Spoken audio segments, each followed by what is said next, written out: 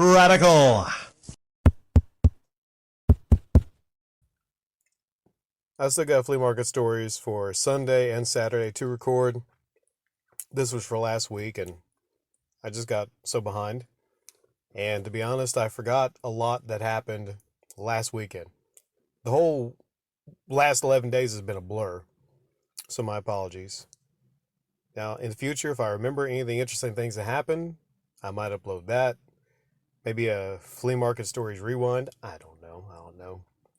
But I just want to go over a couple important things that happened this day. I was late there. I was pretty late, maybe 9:20, 9:25. And you're supposed to be set up by 9. I can't tell you. I can't tell you how many times I got there so early, months back, so early even during the cold, for the opportunity to sell. So I think I took it for granted. I took it for granted that I had a table and I had a spot to sell. There were some people there. There was one person to the left of me that literally was parked in my spot. And I thought, oh, hell. Did they give my spot away? And I thought about just turning around and driving away in shame.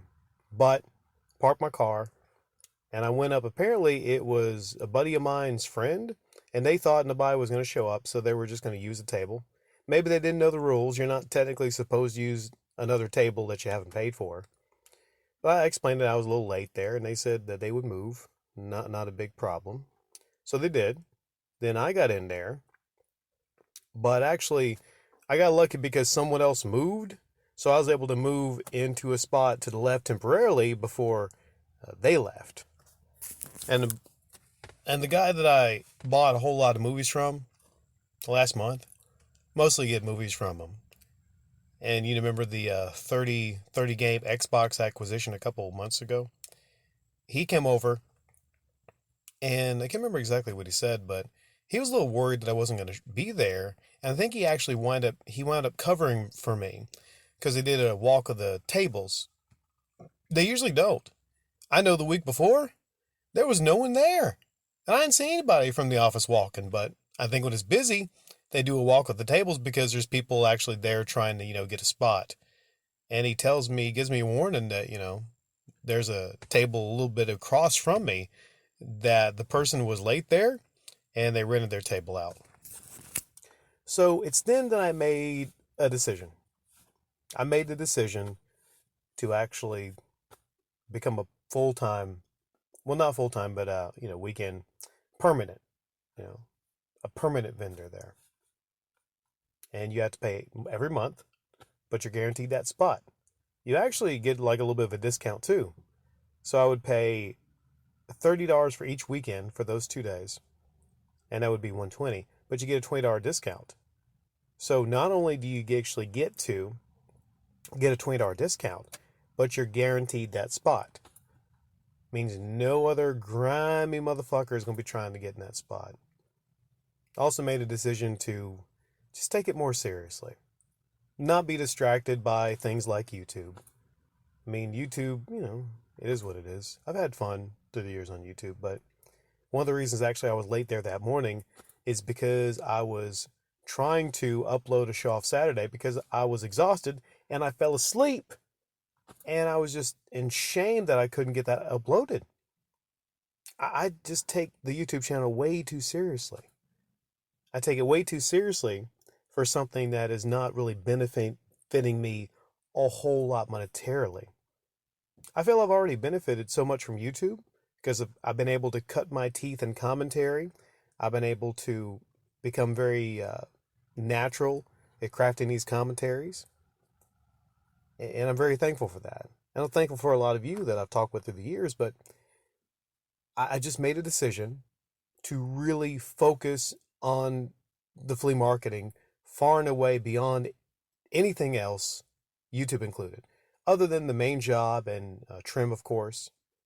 I mean, I'm actually taking a little bit of focus off of my trim pursuits also, because my thought is I want to grow this business. I want to grow. I want to become really good at sales. And who knows, maybe one day I'll have my own store. You know, it's just very important to really and everybody.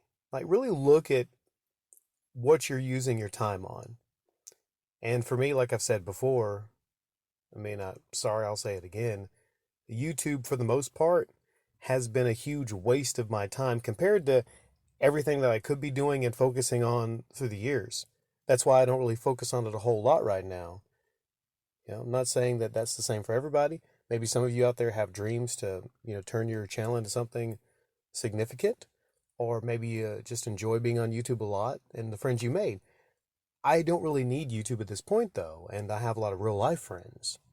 So that's just like, maybe that's not that popular to tell people that are coming to YouTube uploads, but I'm just being 100% honest here. And the last thing that happened that day, this person that covers for me, I felt like I owed him like a little bit.